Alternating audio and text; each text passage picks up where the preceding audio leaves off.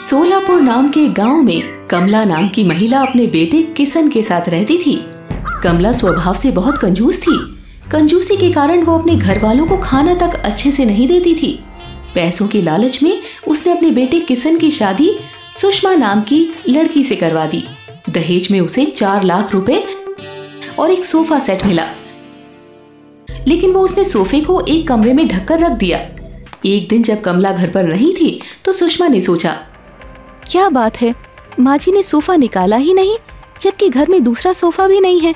लगता है वो मेरा इंतजार कर रही है कि मैं निकालूंगी।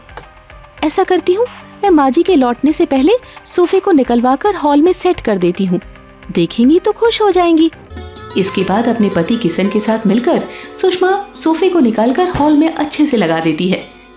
इसके बाद किशन अपने काम पर चला जाता है और सुषमा चाय बनाकर सोफे पर बैठकर पीने लग जाती है कि तभी कमला आ जाती है।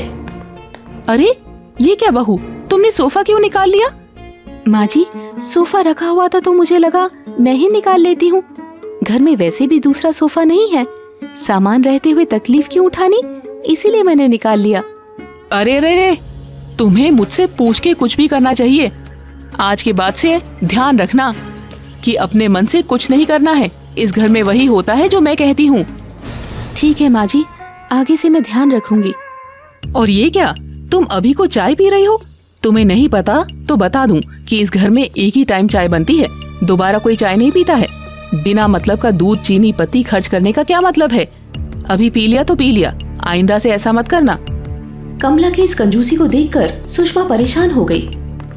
उसे समझ नहीं आ रहा था कि वो करे तो करे क्या। रात को जब किशन घर लौटा तो कमला ने सोफा अंदर रखवा दिया। जब वो अपने कमरे में गया तो सुषमा ने कहा, सुनो जी, माँ जी तो बहुत कंजूस है। वो तो मुझे चाय पीने के लिए भी मना करती हैं, कहती हैं घर में एक ही बार चाय बनेगा। इसके अलावा भी बात बात पर टोकती रहती हैं। ऐसे में कैसे काम चलेगा? माँ ऐसी ही हैं, वो बहुत कंजूस है। उन्हें कुछ कहकर भी कोई फायदा नहीं होने वाला है। इसीलिए अच्छा यही है कि वो जो कहे वैसा ही कर दिया करो, क्योंकि उनके स्वभाव को तो सिर्फ माता लक्ष्मी ही बदल सकती है। दरअसल कमला माता लक्ष्मी की बहुत बड़ी भक्त थी।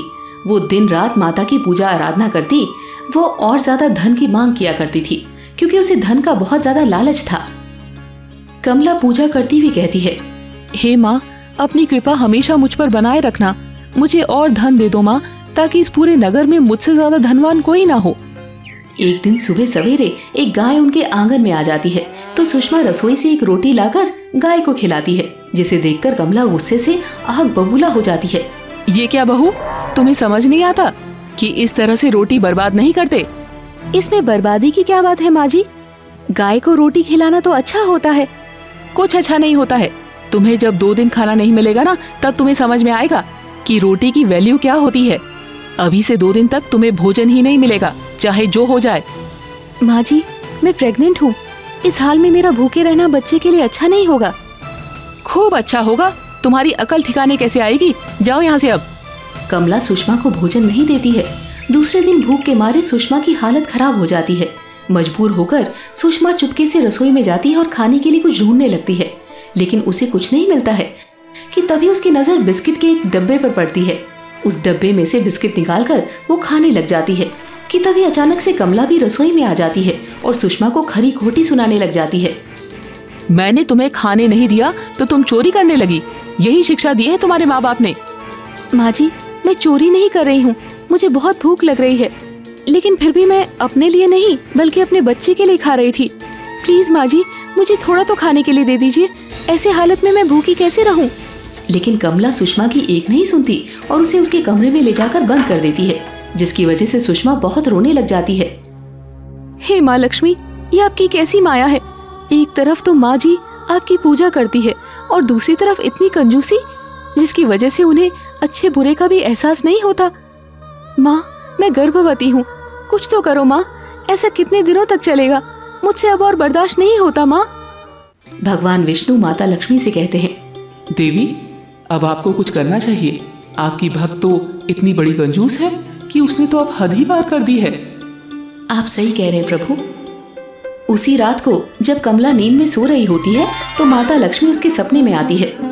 कमला, ओ कमला, देखो, तुम और ज्यादा धन की कामना करती हो ना, इसीलिए मैं स्वयं तुम्हारे पास आई हूँ। ऐसा करना, कल जो कोई भी मांगने वाला तुम्हारे द्वार पर आए उसे अपने हाथों से भोजन बनाकर भर पेट खिलाना। इससे तुम्हारी मनोकामना पूरी होगी। ठीक है माँ, मैं ऐसा जरूर करूंगी। अब स्वयं मेरे पास आए, ये तो मेरे लिए बहुत किस्मत की बात है माँ। मैं आपके आदेश का पालन जरूर करूंगी। माता लक्ष्मी अंतर्ध्यान हो जाती है। तब कमला सोच में पड़ जाती है। ये क्या, लोगों को खिलाने में तो बहुत खर्चा हो जाएगा, लेकिन माता लक्ष्मी ने स्वयं मुझसे कहा है तो मुझे करना ही होगा। खैर, कितने लोग आएंगे ही, खिला दूंगी। कमला सुबह सुबह उठकर खाना बनाने में लग जाती है।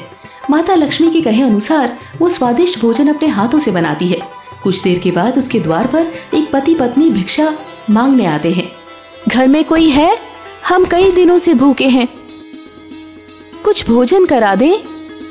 हाँ हाँ, आप दोनों आइए, यहाँ बैठिए, हम आपके लिए भी भोजन लेकर आते हैं। कमला उन दोनों के लिए भोजन परोस कर ले आती है। दोनों बड़े चाव से भोजन करते हैं। भोजन तो आपने बहुत स्वादिष्ट बनाया है, लेकिन हमारा पेट नहीं भरा है। क्या आप हमें और भोजन दे सकते हैं? हाँ, क्यों नहीं, मैं अभी लाती हूँ। कमला अंदर से और भोजन लेकर आती है। वो दोनों बार बार भोजन की और मांग करते रहते हैं, लेकिन बीच में ही कमला का सारा भोजन खत्म हो जाता है। हे भगवान, माता लक्ष्मी ने तो कहा था कि पेट भरकर भोजन कराना, लेकिन ये क्या, मेरे घर का तो सारा राशन ही खत्म हो गया। ऐसा करती हूँ, जब तक ये लोग इतना खा रहे हैं, दुकान से और राशन लेकर आती हूँ। कमला दुकान से ढेर सारा राशन लेकर आती है और बना बनाकर खिलाने लग जाती है।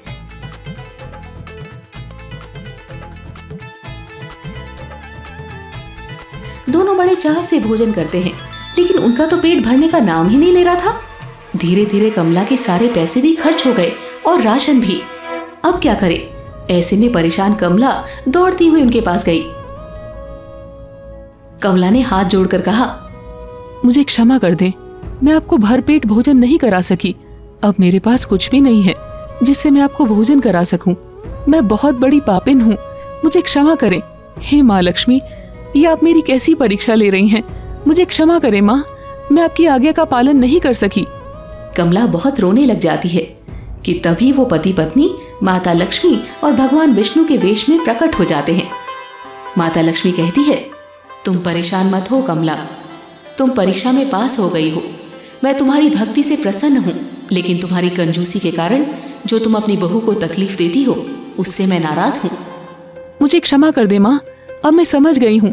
मुझ पापिन को क्षमा कर दे माँ, अब मैं ऐसा कभी नहीं करूँगी। मैं सबके साथ बहुत प्यार से रहूंगी और सबके साथ अच्छा व्यवहार करूंगी। मुझ पर अपना आशीर्वाद बनाए रखना माँ। तथास्तु। इसके बाद माता लक्ष्मी और भगवान विष्णु वहां से अंतर्ध्यान हो जाते हैं। कमला को अपनी गलती का एहसास हो जाता है। अब वो बहू के साथ बहुत प्यार से रहने लगती है, सबको अच्छा अच्छा भोजन कराने लग जाती है और सारी कंजूसी छोड़ देती है। अब कमला घर की सारी जिम्मेदारी बहू और बेटे को देकर माता लक्ष्मी की भक्ति में लीन हो जाती है। उसका परिवार काफी खुशहाल हो जाता है।